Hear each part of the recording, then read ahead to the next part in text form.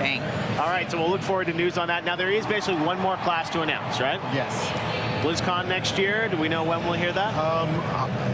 Maybe. Maybe. I can't say, but it's probably good money. Good money, right? How far are you in development right now? I understand we don't have a launch date, but where are you in the development process? Well, it's funny because we don't. A lot of people ask us things like, "What's your percentage complete?" Right. We don't really measure our games like that. So we just basically keep working on the game until we think it's really good. But we do have stages that we go through in development. And right now we're essentially in what we call hardcore production, which is we have most of our major questions answered. Our game's fun. We have kind of the plan for everything we're going to do. We're just trying to churn out kind of all the content.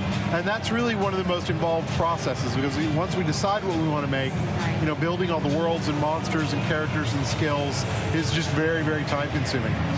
Now, you announced a new character class here. There's one more to go. How far in advance do you know what all the classes are going to be? I mean, have you known all 5 for 3 years now? Just rolling them out? We've known all 5 for about 2 years. Wow. Although I will say that when the rubber hits the road, sometimes there are changes. Okay. And for example, with the 5th class, which we have not built yet, is under debate right now. Really? So it's not 100% decided. It was decided. Now It was people are decided, and the general ballpark of what we're going to do is probably not going to change, but we are playing around with some different ideas. Interesting. It's our last one, so we get a lot. It's important to us. It's got to be really good. So. Absolutely. Can you tell everyone who's watching this and not here, able to play the game, what the stage is that you have on the show floor today? What the stage is that the fans are able to play today? Yes. Well, we wanted people to experience a new act in a new environment. Right. We also wanted them to see, last year our demo was very dungeon heavy. Yeah. So we really wanted to focus on something that was more an exterior environment, although there is a dungeon in it. So we focused on an area in Act 2. It's a little further in the game. It's a little bit more challenging, and it is an outdoor kind of deserty environment, very harsh winds and storms. And then under it, there's a dungeon that's kind of a buried, ruined tomb. And one of the cool things is we actually have one of the versions of it you go into, the whole thing's collapsing, and you've got to get out of it before it collapses. The timed event, right? We had a chance to play that. So do you have, also one of the things that this stage features is that you're able to use things like storms in order to fight different enemies. Is that something that's unique to the desert level, or is it something you have without? We try to put something in every environment that allows the player to use the environments. And in this case, there's several tornadoes that can appear out in the environments, and they're certainly dangerous to the player, but the player can also drag monsters into them and watch them get thrown around and taken down. And most of the environments we go to, we try to do something unique to allow the players to kind of get a different experience in that environment. All right, we're going to go to Twitter now, Jay. We've got a lot of Twitter questions coming in for you on my account, at Jeff Keighley. You can also get Cat at Cat Hunter, and also at the DTV for DirecTV. Question here comes in from Biodome10. He says, Jay, are there plans on releasing any additional classes through downloadable content? You thought about that? It's probably a little far off for us to decide something like that. That's typically the kind of thing we do as an expansion, not as a DLC. Right. But until we actually get the game closer to finish, we probably won't have a plan developed for that.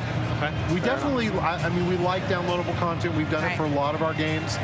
We've done it for Diablo 2 and for Warcraft 3. So it's not unheard of that we would, but a class might be too big for something like that. All right, want to go to another one here, Kat? Yeah, one more, another and then I have one from the forums. Okay, cool. This question comes from Dracomar, and he says, are the drops in Diablo going to be random, or much like a WoW boss will drop a preset list of items? No, we do item drops pretty much exactly the way Diablo 2 did, which is every monster has a chance to drop anything that could be dropped.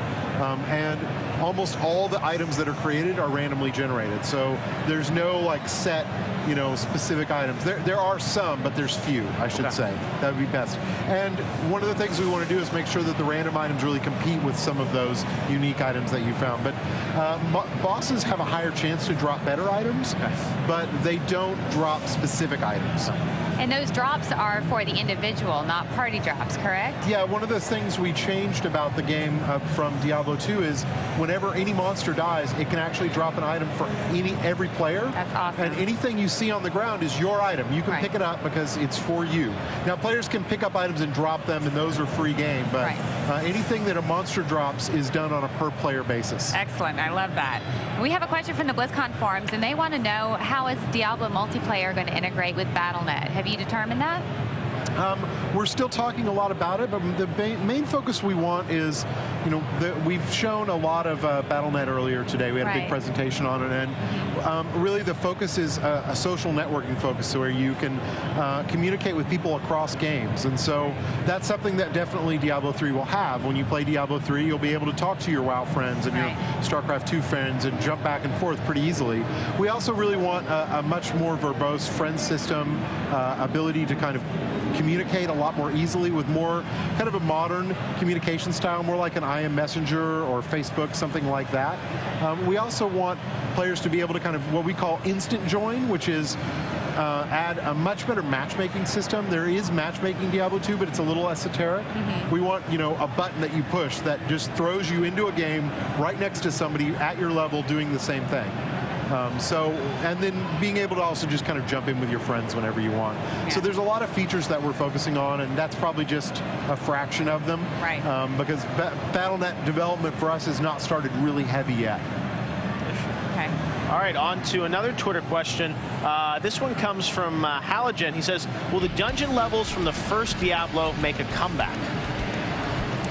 The actual levels themselves? I guess, yeah, because he knows it's going back to Tristram. So the levels that we showed last year are meant to be the same dungeon that existed in the original Diablo. And obviously, it looks a lot different. It's 15 years later in terms of technology. So we got some new tricks in 15 years. But we did try to look at some of the elements of those dungeons and figure out ways to put them in there. Excellent. Okay, cool. All right, we've got another one here coming from Twitter here. This is one, how will you try and make gold more important than in Diablo 2, says Julie Cater. That's funny, we get this question a lot. And they're like, wow, have you guys figured it out? And it's not a magic trick. It's not easy, but knowing how to do it is not the problem. It's actually the implementation of it. So all you have to do, like it's really easy. All you have to do is basically figure out your how much money you want to go into the economy, and then how you can take that same amount of money out of the economy. And Diablo 2 didn't. Diablo 2 kind of flooded the economy with gold, and it was kind of their policy, was we're going to throw gold at the player because it's a fun reward. But when it's meaningless, it's actually not. So that's what we have to do, and the question is, how are we going to do it? Well, we're going to focus on a lot of crafting systems, things like that, which will basically be gold sinks for the player. So most of that stuff we haven't really talked about or announced yet, but when we get around to it, players will see we have a lot of things that are going to pull gold out of the economy that will make it useful.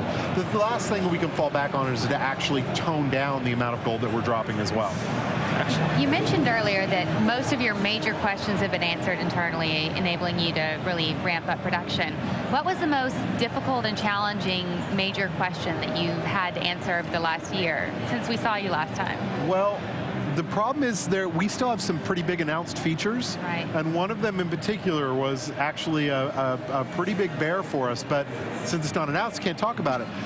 So I would probably say the class choices. Everyone's got an opinion about them, and everyone's really emotional about them. And it's tough to kind of get the right kind of tone. I mean, one of the things we talked about a lot early on was we like fighting games a lot on as you could probably tell by the monk on the team. And so we looked at fighting games a lot and said, oh, let's make characters like that. And a lot of fighting games, the key is the characters are they're very niche oriented. So they can appeal to a tiny, tiny part of the audience because you're going to have 20 or 30 characters. And so we kind of had to learn early on that we're only going to have probably 5 characters. And since that's the case, we really got to make sure that they are different and unique, but also appealing enough that they'll capture 20–25% of the audience. Now, another question for you, Jay. A lot of people are actually asking this on Twitter. Which is your favorite class right now in the game? you know, I go back and forth. Everyone thinks the Barbarian's my favorite class. And I do really like things. I love the Hulk, and I love anything that smashes a lot. I have to say right now it is the Monk. Which is not uncommon for us, because whenever we put a new class in, it becomes everyone's favorite class for a little while. Right. But most of the time, if I'm going to average out over time, like who is my favorite most of it's usually the Wizard. I just think that she's got a really interesting kind of contradiction in how fragile she is. She's got to stay away from you know, the enemies, but she's got a lot of really cool skills for dealing with enemies, not just attack skills. Yeah. And I like that when we can make a class not just focus on attacks, but also have, you know, some escape skills and some defensive skills that players not only use, but actually appreciate and enjoy. Right. Very Fantastic. visually interesting. All right, time for one more question for you here, Jay. This one comes from, well, a lot of people are asking about Magic Find and how that's going to be used in the game. Can you talk a bit about that? Yeah, so it's our intention to keep Magic Find in the game because as a system, we think it's fun to basically find a way to amp up your chance at magic items and to pay some kind of cost for that. But the cost that was paid in Diablo 2 was not a good one.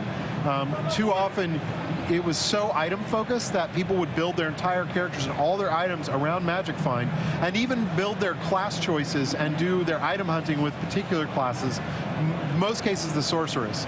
And we don't want that at all. We don't want players to build their entire item base around Magic Find. So we haven't really tackled the problem specifically because it's not one that we have to kind of solve too early. Itemization tends to come later in the process. Once you've kind of got all your environments and your monsters and tuning done, then you go through and layer in kind of dense itemization. So, but we definitely want to get rid of those Diablo 2 problems, even if it means Magic Find gets taken completely off of items. Interesting. All right, well, we'll have to stay tuned for more info on that. Well, Jay, thank you so much for joining us. We'll look forward to hearing a lot more about Diablo 3 here at BlizzCon, playing it right next to us, the stage there, and we can't wait to hear more, I'm sure, next year at BlizzCon. But right now, we're going to head on off to see one of these amazing Diablo cinematics. Blizzard Cinematics Department always does a great job. Let's take a look now at an HD cinematic from Diablo 3.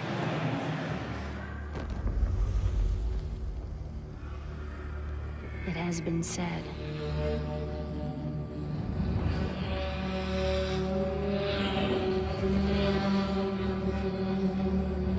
That in the end of all things,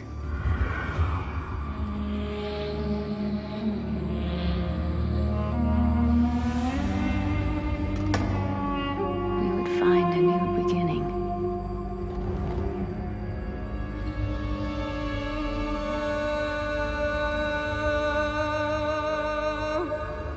But as the shadow once again crawls across our world,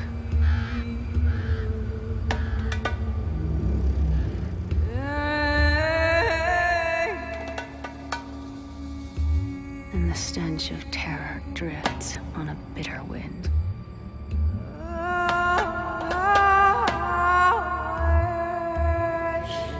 the people pray for strength and guidance. They should pray for the mercy of a swift death. For I have seen what the darkness hides.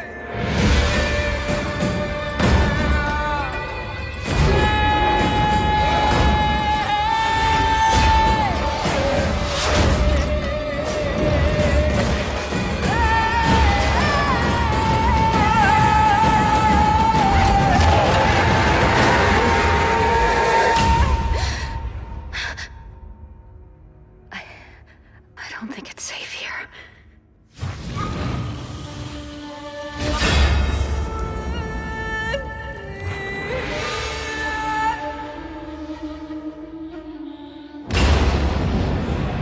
That was another amazing cinematic of Diablo 3. And of course, to get all your information about Diablo 3, you know where to go, IGN.com for the latest reviews, previews, and trailers. So Kim Pham, you're back at our booth today. I expect you to have some news for us on what's going on with the tournament. A little break from shoutcasting here. Great. I just came off the stage. Just you need some water or something? That's hard work, right? Cut your brow?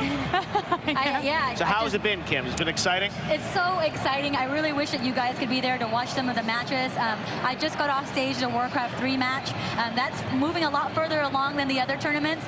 We already know who's going to be in the winner bracket finals. Wow. And we have Lynn, as we mentioned before, SK Lynn, the defending champions in the winner bracket. Yeah. He just defeated Grubby in the... Breaks my heart. I know, it broke your Grubby heart. went down. So he defeated him in round 2, and now he'll be playing against another Korean player, Soccer. Okay. So So we're Soccer